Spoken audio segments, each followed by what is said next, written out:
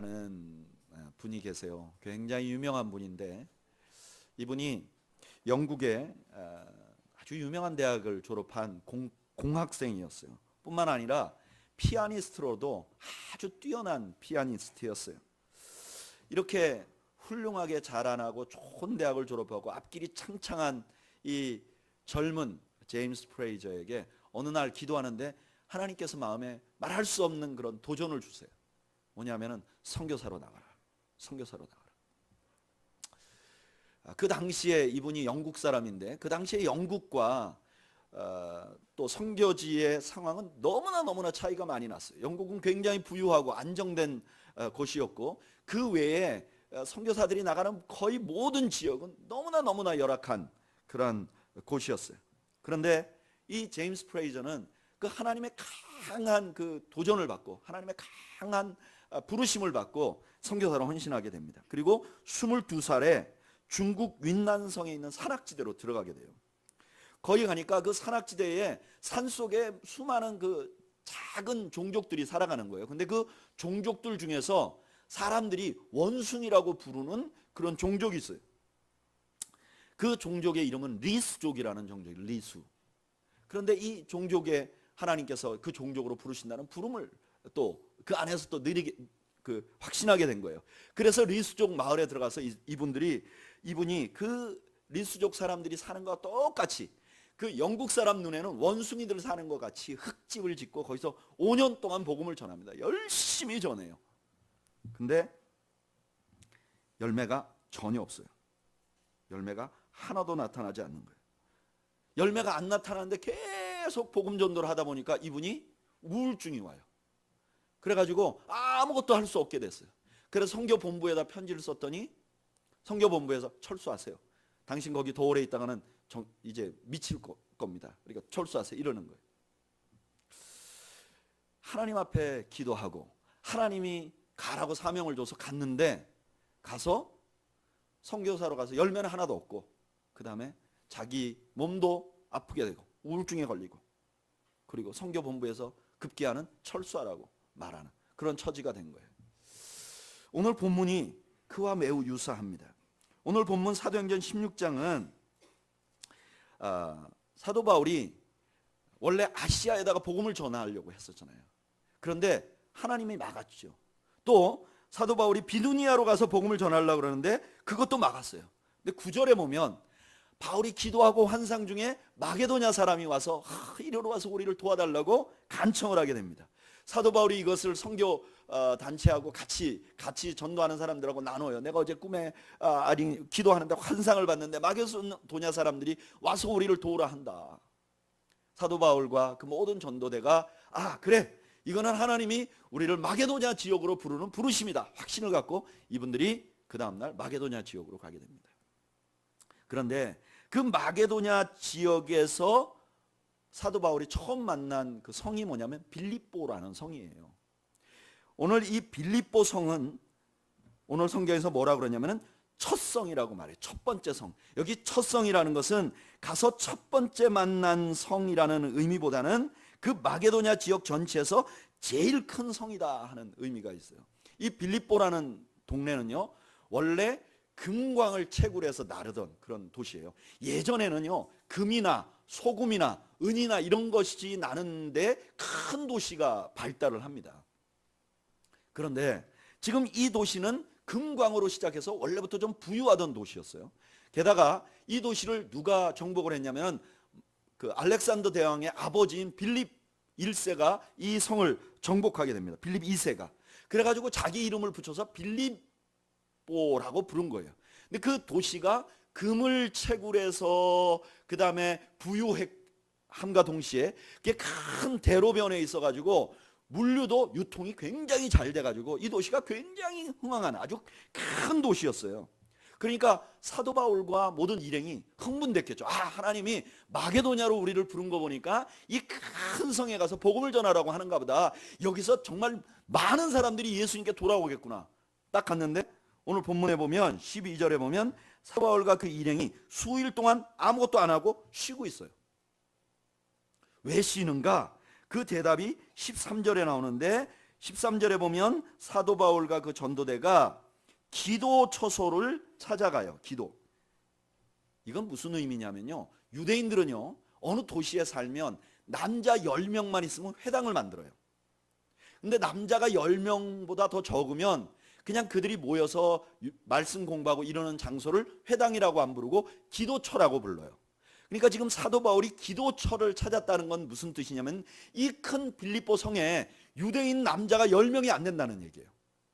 이게 어떤 의미가 있느냐, 바울과 이 전도대는 주로 맨 처음 전도할 때 유대인들에게 가서 전도해요. 왜냐하면 그래도 이방인들보다는 유대인들이 전도하기가 쉽잖아요. 유대인들은 하나님도 알고 구약도 알고 그러니까 구약을 통해서 예수님을 소개할 수 있어서 사도 바울에게 이게 아주 중요한 전략이에요. 유대인들 만나서 복음 전하는 거.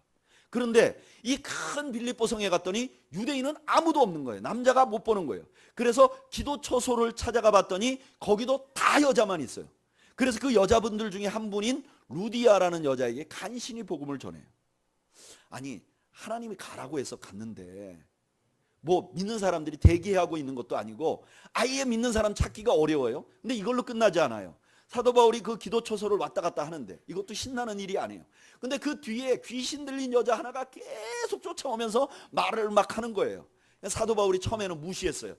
이거 내가 여기에 지금 관심 가질 때가 아니라 왔다 갔다 하는데 이 여자가 다니면서 계속 힘들게 하니까 사도 바울이 그 여자한테 여자의 귀신 들린 걸 쫓아내줬어요. 좋은 일이죠. 근데 그걸 보고 있던 그 여종의 주인이, 귀신 들린 사람의 주인이 자기가 이 여종을 통해서 뭐 점을 친다든지 우리나라 오늘로 말하면 구술한다든지 이렇게 해서 수입을 얻던 사람인데 그 수입이 떨어지니까 사도 바울과 그 일행을 고소합니다. 그런데 이 고소를 받은 그 관원들이 그 이유도 묻지 않고 사도 바울을 그때 매질을 합니다. 여기 매질한다는 거는 그냥 이렇게 뭐 막대기로 이렇게 매질한다 그런 의미가 아니라 곤장을 친다, 혹은 칼이나 혹은 갈고리가 달린 채찍으로 때린다 하는 그런 의미가 있어요. 그러니까 지금 여기에 바울이 맞았다는 것이 바울이 다른 성경에서는 내가 태장으로 3번 맞았다 하는 말하고 똑같은 거예요. 태장으로 맞는 거는 오늘날도 싱가포르에는 태장이 있거든요. 근데 어떻게 때리냐면 한 대 때리고 다 나을 때까지 기다린대요. 연속으로 때리면 죽는 거예요. 그런 매를 지금 사도 바울이 맞았어요. 그리고 그걸로 끝나는 게 아니라 가장 깊은 옥에 가두어집니다. 요즘은요 옥이 뭐 몇 호실이냐 감옥이 몇 호실이냐 이거 큰 상관이 없지만 사도 바울 시대 때는 그 악독한 죄인일수록 밑에다 넣어요. 그리고 밑에 들어간 죄인은 끌어내 주지를 않아요. 그러니까 한번 들어가면 언제 나올지 모르는 거예요. 지금 사도 바울이 그렇게 된 거예요. 그런데 거기다가 착고에 매여 있다 그래요. 착고라는 건 어떤 것이냐면은 여러분들 뭐 그림 같은 데서도 봤을 거 이렇게 큰 나무를 해가지고 나무에다 구멍을 이렇게 뚫어가지고 거기다 발도 집어넣고 손도 집어넣고 우고 있는 손을 묶어놓고. 그런데 그때 당시에 악독한 죄인일수록 발을 멀리다 묶는 거예요. 구멍이 여러 개 있는데 그러면 다리를 벌리고 묶여 있고 손은 가운데 있고 이러면 꼼짝을 못하는 거예요. 지금 사도 바울이 그런 상황에 있는 거예요. 주님이 보여주신 환상을 보고 왔는데 절망의 구덩이에 빠진 거예요. 자기가 생각했던 계획 다 포기하고 왔어요. 그런데 와보니까 그 상황은 아주 절망적인 것이에요. 여러분, 이런 일은 우리의 삶에서도 종종 일어나죠. 제가 목회를 하다 보면 많이 했던 것 중에 하나가 뭐냐면 개업 예배를 드리는 거예요. 개업 예배 드리러 가보면 그 개업을 하시는 성도님들께서 다 나름 간증이 있어요. 그리고 하나님 앞에 결단이 있어요. 어떤 분들은 이렇게 얘기해요. 목사님이 가게를 내가 도저히 얻을 수 없는데 하나님께 기도했는데 참 주인이 어떻게 갑자기 열려갖고 이 가게를 얻게 됐어요. 하나님이 인도하셨어요. 이런 분도 있어요. 어떤 분들은 목사님 내가 멋진 이 가게를 얻게 돼서 이런 가게를 하면서 주의를 절대로 지킬 수 없지만 나는 주의를 지키기로 결단했습니다. 그런 분도 있어요. 어떤 분들은 이 가게에서 나오는 11조를 내가 11조 생활을 아주 정직하게 하기로 결단했어요. 너무나 아름다운 고백들을 해요. 그러면 우리 모두가 어떤 기대를 하죠? 이게 장사 잘 될 것이다 이렇게 기대를 하는데 그렇지 않는 분들이 있어요. 분명히 하나님의 뜻에 따라서 사업을 시작했는데 하나님의 뜻에 순종하면서 했는데 잘 안 되는 수가 있어요. 결혼하기 전에 기도를 하고 애써서 하나님 앞에 참 매달리고, 하나님 좋은 배우자 주십시오. 그렇게 해서 결혼했는데 그 결혼이 어려워지는 경우도 있어요.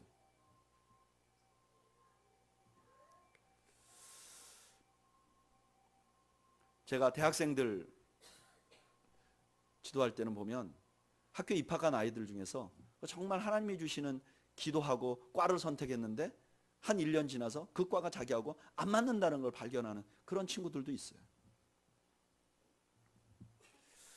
이러면요, 우리는 너무나 실망스러워요. 왜냐하면 우리 머릿속에 어떤 전제가 있냐면 순종은 번영, 순종하면 잘 된다, 이런 전제가 있는 거예요, 머릿속에. 그래서 순종 안 해서 안 되면 괜찮은데 순종했는데도 이게 일이 안 되고, 순종했는데도 절망적으로 가면 절망이 2배가 되는 거예요. 여러분들은 이런 경험이 있으세요? 저는 그런 경험이 있어요. 제가 목회지나 혹은 이때까지 살아오면서 사역을 하면서 어디에서 어떻게 사역해야 될까? 늘 제 마음속은 주님이 기쁘신데 가고자 해요. 근데 주님이 기뻐하는데 갔다고 해서 반드시 그게 잘 되는 건 아니에요. 더 절망적일 수도 있어요.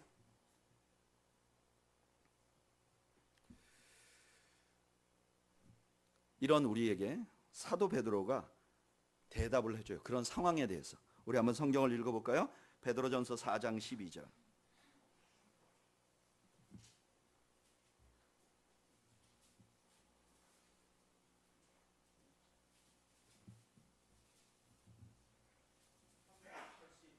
(382)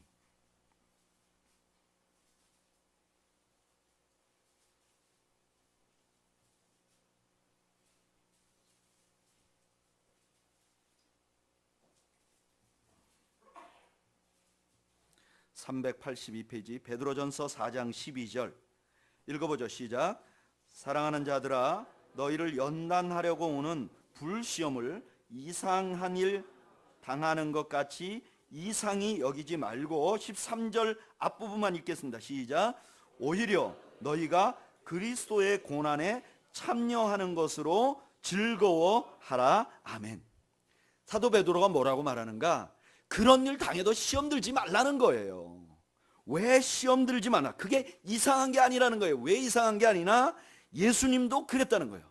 여러분, 예수님께서 하늘의 보좌에 계신데 하나님의 말씀에 순종해서 이 땅에 오셨어요. 그리고 이 땅에서도 하나님의 말씀 그대로 순종했어요. 근데 결과가 뭐였어요? 십자가였어요. 십자가. 베드로가 이렇게 말하는 거예요. 여러분들이 하나님께 순종했다고 번영이 오지 않고, 순종했는데 절망스러운 상황이 생겼다고 이상하게 생각하지 마세요. 그건 당연한 거예요. 왜냐? 예수님도 그러셨어요. 저는 여러분들이 순종과 번영을 이퀄로, 동일한 것으로 생각하지 않는 은혜가 있기를 주님의 이름으로 축복합니다. 순종하면 번영 아니라는 거예요. 순종해도 번영이 안 올 수 있다는 거예요. 그럴 때 이상하게 생각하지 말라는 거예요. 왜요? 십자가의 주님이 그렇게 하셨지 않느냐는 거예요. 그리고 내가 잘했는데, 순종했는데 오는 절망이 왔을 때 그것이 십자가와 연관이 돼서 이상한 걸로 생각하지 말라 하고 십자가로 돌아서게 되면, 그냥 당연한 것이야 라고 받아들이는 거에서 끝나지 않고, 십자가는 우리가 겪는, 우리가 순종했음에도 불구하고 번영이 오지 않는 것이 우리에게 어떤 의미가 있는지 그 의미도 밝혀줘요. 십자가는 어떻게 밝혀주는가? 저를 따라 하시죠. 십자가는 절망을 소망으로 가는 통로로 만들어줍니다. 여러분, 이게 상상이 되세요? 원래는 소망과 절망은 반대쪽에 있는 줄 알아요, 사람들이. 소망이 막 올라가면 절망이 없어지고, 절망이 막 올라가면 소망이 없어지고, 이러는 줄 알아요. 그런데 십자가는 절망과 소망을 같은 선상에 놔버렸어요. 절망이라는 것, 십자가를 통과하면 뭐를 가게 돼 있죠? 소망의 부활을 갖게 된 거예요. 십자가 앞에 서면, 우리가 애매하게 고난당할 때 십자가 앞에 서면 그 내 상황이 절망적인데 그 절망을 통해서 소망을 볼 수 있는 희망을 갖게 된다는 거예요. 생각해 보면요, 이거는 원래 하나님의 방법이셨어요.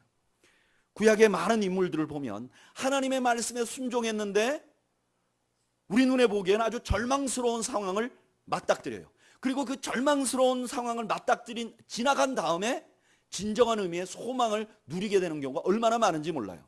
대표적인 사람이 노아예요. 하나님께서 노아에게 뭐라 그랬죠? 노아 모르는 사람인가요? 하나님 노아에게 뭐라 그러셨죠? 배를 만들라 그랬어요. 근데 그 배를 만들라 그러고 그 다음날 물이 차오른 게 아니에요. 하나님은 몇 년 동안 기다리셨어요? 50년이요? 네? 110년? 하나님이 노아에게 100년 넘게 기다리게. 한번 생각해 보세요. 100년이라는 게 이게 무슨 말이 됩니까? 얼마나 많은 조롱을 받았을까요? 저 어렸을 때 그 노아의 방주로 연극을 하는 연극을 보면 그 연극에 꼭 빠지지 않고 나오는 게 있어요. 지나가는 사람들이 노아 보고 저 뭐하는 저 미쳤네 전 재산 다 바쳐서. 그 수모와 절망을 지나가고 나서 노아 방주로 구원의 역사가 일어나는 거예요. 노아만 그러냐? 모세도 그래요. 여러분, 모세가 어렸을 때 아주 절망스러운 상황에 태어나잖아요. 태어나자마자 바구니에 당겨서 날강가에 띄워줘요. 이게 죽는 거예요. 그런데 거기서 너무나 운 좋게도 바로의 공주가 그를 건져가지고 궁에서 살아요. 근데 이분이 실수를 해갖고 젊은 날에 사람을 죽여서 광야로 가서 40년 동안 살아요. 그러니까 자그마치 80세가 된 거예요. 그때 하나님이 모세를 불러요. 그럼 생각해 보세요. 모세가 가고 싶지 않았어요. 그래서 계속 안 간다고 했어요. 근데 하나님이 계속 모세를 설득했어요. 그래서 모세가 갔어요. 그래서 백성들에게 불러놓고 말했어요. 이제 하나님 우리를 구원해 주실 거다. 그래서 바로 앞에서 기적을 행했어요. 근데 바로가 어떻게 했는가? 이 사람들이 너무 편해서 이런다. 그리고 압제를 더 하기 시작했어요. 이제 너희들에게 지푸라기를 안 주고 안 줄 텐데 지푸라기 모아놓고 만드는 양만큼 벽돌을 찍어라. 그랬더니 어떤 현상이 일어났죠? 모세의 동족이었던, 모세가 구하려고 했던 그 백성들이 모세를 향해서 원망해요. 네 괜히 와서 우리를 왜 이렇게 절망스러워. 자기는 자기 가족과 자기 직업과 다 버리고 여기 왔는데 그 사람들로부터 절망. 여러분, 마리아는 어땠죠? 이제 16살도 채 안 된 마리아에게 성령이 오셨어요. 천사가 와서 너 이제 성령으로 임신하게 될 거야. 마리아가 주의 여종이오니 원하는 대로 하십시오. 그리고 어떻게 됐죠? 우리는 그냥 성령이 요셉에게 찾아간 것만 알잖아요. 중요하다고 생각하잖아요. 근데 요셉이 어떻게 했죠? 가만히 끊고자 했다고 했어요. 여러분, 예수님 당시 어떤 여자가 약혼을 했는데 그걸 파혼을 당하면 그건 굉장히 어려운 입장에 놓이게 돼요. 다시 결혼하기도 어렵고, 이제 이 사람은 혼자 부모님 집에서 거둬주시면 부모님 집에 계속 살 수 있고, 부모님 집에서도 너는 우리 가문의 수치다 그러고 내보내버리면 길거리의 여인이 되는 거예요. 내가 하나님의 말씀대로 하려고 순종했는데 결과는 그런 결과가 일어나지 않은 거예요. 성경에 보면 수없이 많은 사람들이 하나님의 말씀에 순종하고 그 다음에 절망을 거친 이후에 소망을 가져요. 절망과 소망은 다른 곳에 있는 게 아니라 소망으로 가는 절망이 길을 통로 역할을 하는 거예요. 이것은요, 그냥 단순히 성경에 나오는 몇몇 인물들에게만 적용되는 게 아니라 하나님께서 온 세상을 다스리는 원리예요. 가을이 되면요, 나무는 자기가 여름 내내 가졌던 나뭇잎을 다 떨어뜨려야 해요. 나뭇잎을 다 떨어뜨리면 어떻게 되느냐? 나무는 마치 죽은 나무처럼 서 있어요. 그런데 그 나뭇잎을 떨어뜨리는 절망을 겪지 않으면, 그리고 죽은 나무처럼 되는 수치를 겪지 않으면 봄에 이 나무는 싹을 틔울 수 없어요. 왜냐하면 나뭇잎들이 퇴비가 되어주기 때문에 그래요.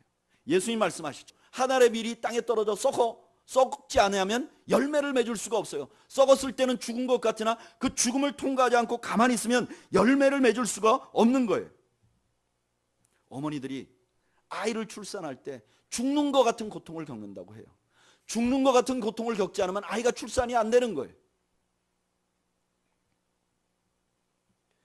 하나님은 온 세상을 고통을 지나 소망으로 가도록 만들어놨어요.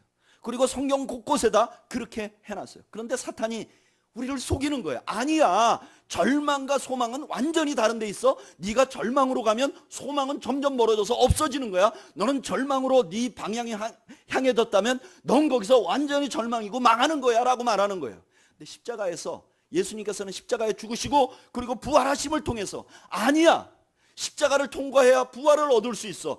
고난은 더 나은 하나님의 소망으로 가는 길목이야 라고 말씀하는 거예요.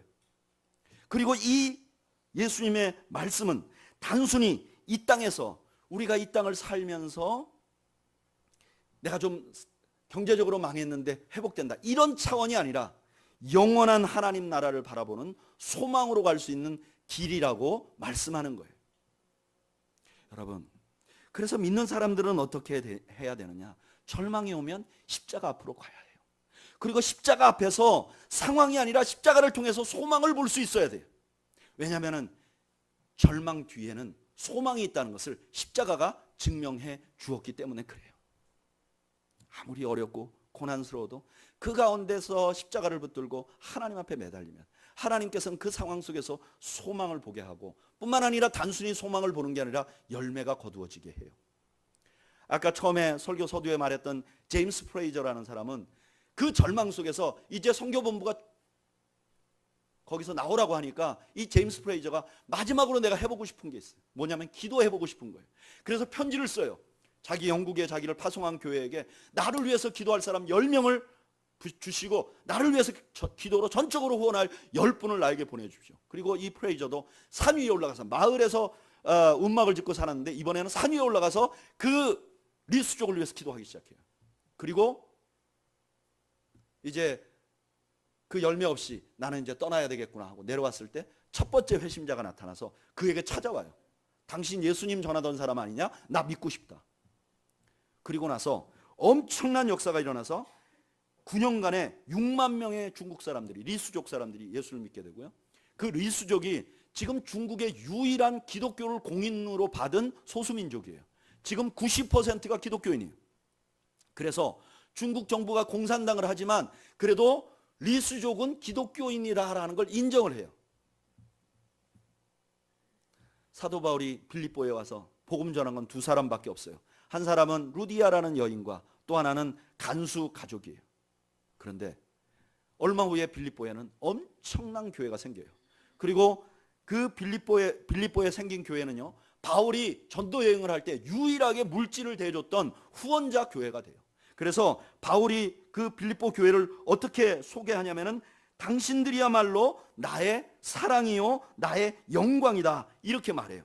빌립보서 4장 1절에 이렇게 말해요. 그러므로 나의 사랑하고 사모하는 형제들, 나의 기쁨이요 면류가 아닌 사랑하는 자들아 이렇게 말해요. 빌립보 교인들에게. 여러분, 우리가 믿음 생활 한다고 할 때 절망이 와도, 내가 믿음대로 순종했는데 절망이 와도, 절망 같은 상황이 와도 절대로 절망하지 마시기 바랍니다. 그때 십자가 앞에 오시기 바랍니다. 그러면 십자가는 우리가 소망을 바라볼 수 있도록 만들어 주실 것입니다. 두 번째로 저를 따라 하시죠. 십자가는 절망을 사명을 보는 기회로 삼게 해줍니다. 세상 사람들은요, 사명과 상황을 똑같은 걸로 평가해요. 어떤 사람이 사명을 감당한다 그러면 그 사명에서 뭔가 열매가 많이 나타나면 그거를 잘하고 그 사명이 확실한 거라고 생각해요. 근데 어떤 사람이 내가 이 사명을 한다 근데 잘 안 되면 그 사명이 없다고 생각해요. 다시 말하면 사명과 상황을 똑같은 것으로 봐요. 그런데 십자가는 이것이 다르다고 말해요. 십자가는 사명은 오히려 상황과 정반대라고 말해요. 사명은 상황이 어두우면 어두울수록 더 분명하게 빛나는 것이 사명이라고 말해요. 여러분, 예수님께서 십자가에 달릴 때 완전히 절망이었어요. 근데 그 십자가에 마지막 달리셔서 예수님이 하신 말씀이 뭐죠? 다 이루었다. 예수님은 그 십자가에 달려있는 동안에 더 분명한 사명이 있으셨고, 사명이 더 분명해졌고 더 명확해졌어요.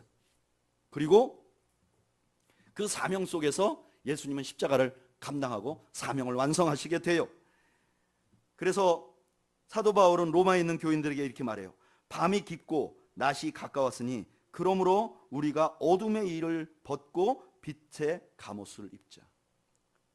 세상이 어두워졌다고 우리가 건전하게 살아야 될 걸 포기하면 안 된다는 거예요. 오히려 세상이 어두우면 어두울수록 우리가 건전하게 살아야 된다는 그 사명이 더 분명하게 나타난다는 거예요.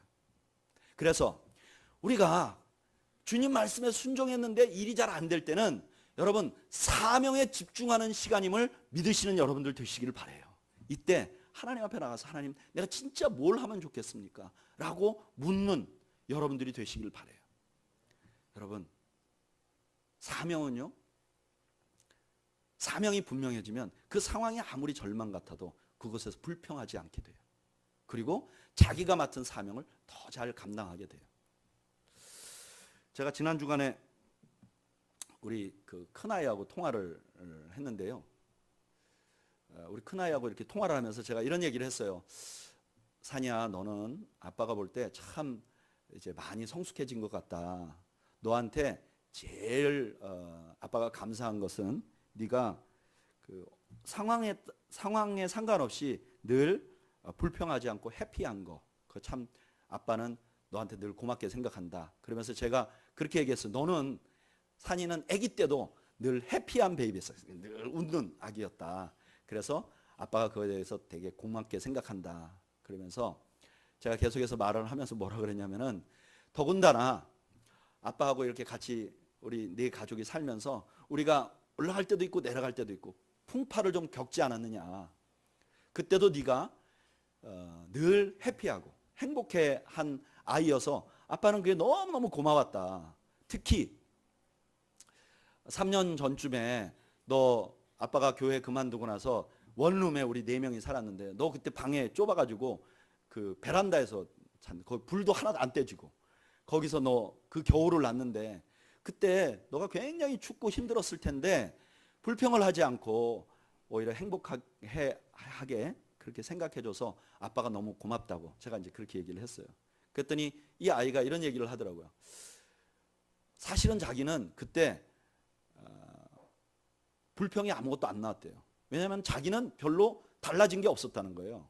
왜냐하면 다니던 학교를 계속 다니고 있고 그 다음에 자기한테 음식을 해주던 그 엄마가 옆에 있어서 계속 똑같이 밥을 해주시고 친구도 그대로 있고 다만 달라진 건 집이 조금 좁아진 건데 그건 자기는 별로 불편하지 않았다는 거예요. 오히려 불평을 하려면 뭔가 잊어버린 사람은 아빠인데 아빠가 불평을 안 하고 있는데 자기가 불평을 할 이유는 전혀 없었다는 거예요. 자기는 잊어버린 게 아무것도 없기 때문에. 그리고 또 하나 이런 얘기를 하더라고요. 자기가 우리 두 아들이 13개월 차이예요. 바로 연년생으로 낳았어요. 근데 자기가 이 집에 장남이잖아요. 만약에 아빠가 유고가 생기면 무슨 일이 생겨버리면 이 가족은 엄마가 책임져야 되는데 자기가 볼 때는 엄마를 자기가 보호해야 될 그럴 책임이 있는데 만약에 아빠가 어려워지면 자기가 큰 아들인 장남인 자기가 이 책임을 져야 하는데 내가 만약에 여기서 불편하다고 불평을 하기 시작하면 자기 동생은 어렸을 때부터 자기하고 똑같으니까 동생이 불평하고 자기도 불평하고 동생도 불평하면 엄마는 어떻게 견딜 거냐는 엄마도 그런 불평을 하고 그러면 아빠가 어떻게 견뎌나가겠느냐. 그래서 자기는 불평하지 않았다는 거예요. 그래서 놀라운 게요. 그 아이가 그때가 11학년 그러니까 고2였는데 미국으로 대학을 가는 아이들에겐 고2가 제일 중요해요. 그런데 그 아이가 그 동안에 자기가 평생 자기 학교 다닌 것 중에 성적이 제일 좋았어. 걔가 불평하지 않고 자기 사명에 집중한 거죠. 설교 중에 아들 자랑해서 너무 죄송한데 여러분 우리 인생이 항상 올라가는 것만 있으면 얼마나 좋겠어요. 근데 그렇지 않잖아요. 어떤 때는 매우 꽂아지고 어떤 때는 절망스럽고 그런 상황을 우리가 살잖아요. 그러면 우리 입에서 자꾸 불만과 불평이 나도 모르는 사이에 나오잖아요. 여러분 그때 십자가 앞에 서세요. 그리고 십자가를 지시면서도 그 사명 감당하신 예수 그리스도를 기억하고 하나님이 여러분들에게 어떤 사명을 주셨는데 그 사명에 집중하는 여러분들이 되시기를 축복합니다.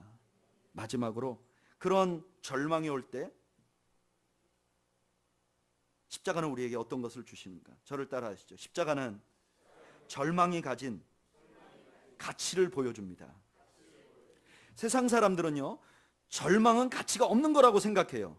그리고 그 절망을 통해서 뭔가 이뤄냈을 때만 가치 있다고 생각해요. 우리가 아까 얘기한 것처럼 노아가 절망을 겪었지만 방주를 만들었다든지, 아니면 모세가 그 절망을 겪었지만 이스라엘 백성들을 인도했다든지, 아니면 그 마리아가 절망을 겪었지만 예수 그리스도를 이 땅에 태어나게 했다든지, 이렇게 결과가 있을 때만 가치 있게 생각해요. 그래서 똑같이 시장에서 푸성기를 파는 아줌마들이 둘 다 다라이를 놓고 거기 앉아서 푸성기를 파는데, 한 여인의 그 두 사람들의 손을 보면 손이 다 터져가지고 산나물 뜯어다 파니까 손이 다 터져갖고 그 손이 다 엉망이 된 그런 두 손을 가진 여인이 양쪽에서 장사를 하는데, 한쪽에 있는 사람은 그 자식이 잘 돼가지고 장관이 되고 판사가 되고 의사가 되고 뭐 이렇게 됐고, 한쪽은 그냥 자식이 잘 안 되고 여전히 그냥 이렇게 살아야 된다.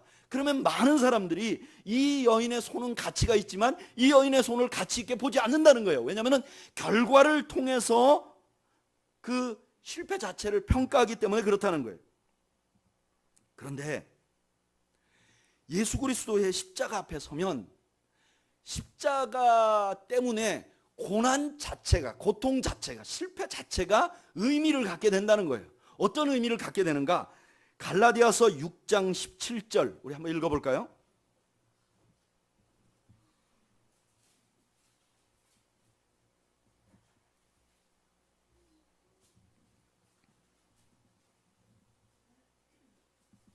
갈라디아서 6장 17절.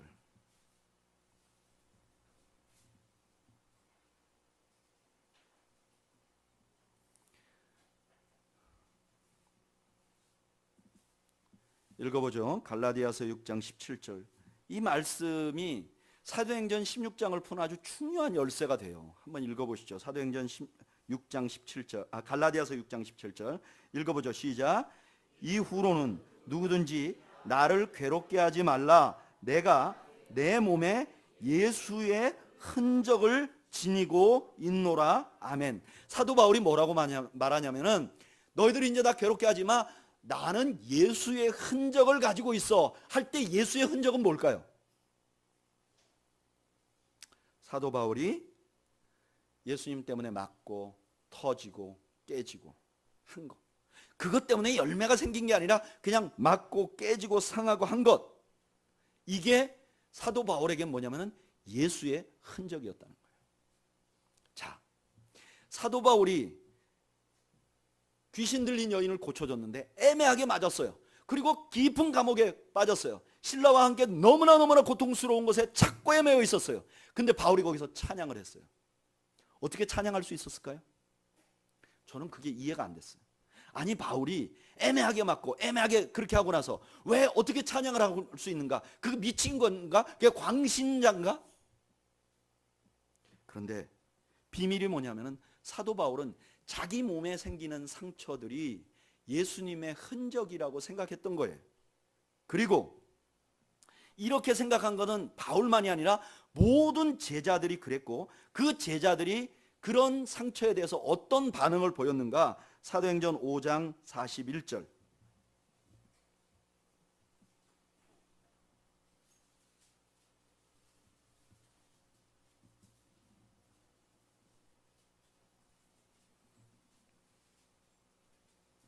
사도행전 5장 41절.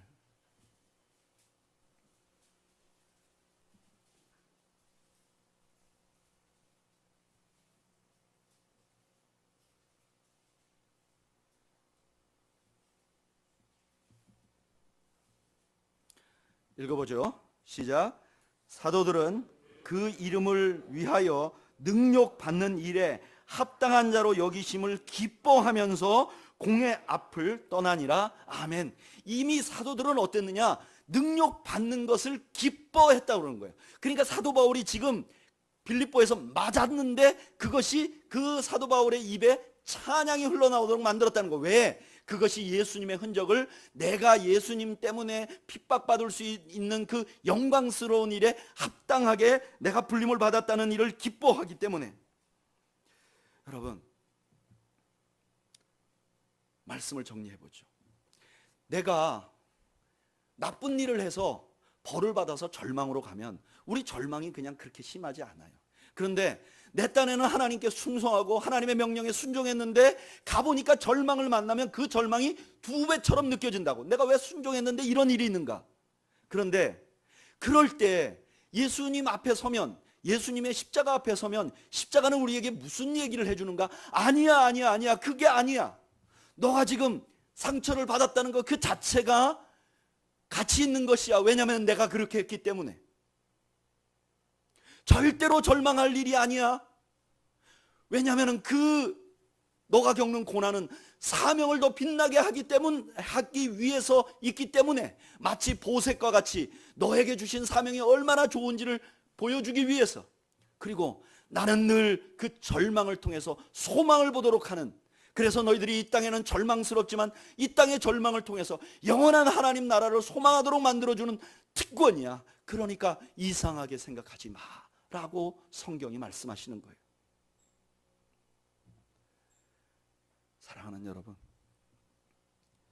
우리가 살아가는 삶에서 늘 좋은 일만 있는 것이 아닙니다. 어떤 때는 내가 하나님 앞에 믿음으로 살았는데 잘 안 되면 내 믿음이 뭐 잘못된 건가? 하나님이 뭔가 잘못된 건가? 하나님을 의심하기도 합니다. 그런데 여러분, 그것은 당연한 일이라고 여기실 바랍니다. 그리고 오히려 내가 그런 일 당함에 기뻐할 수 있는 믿음의 실력을 갖는 여러분들이 되시길 바랍니다.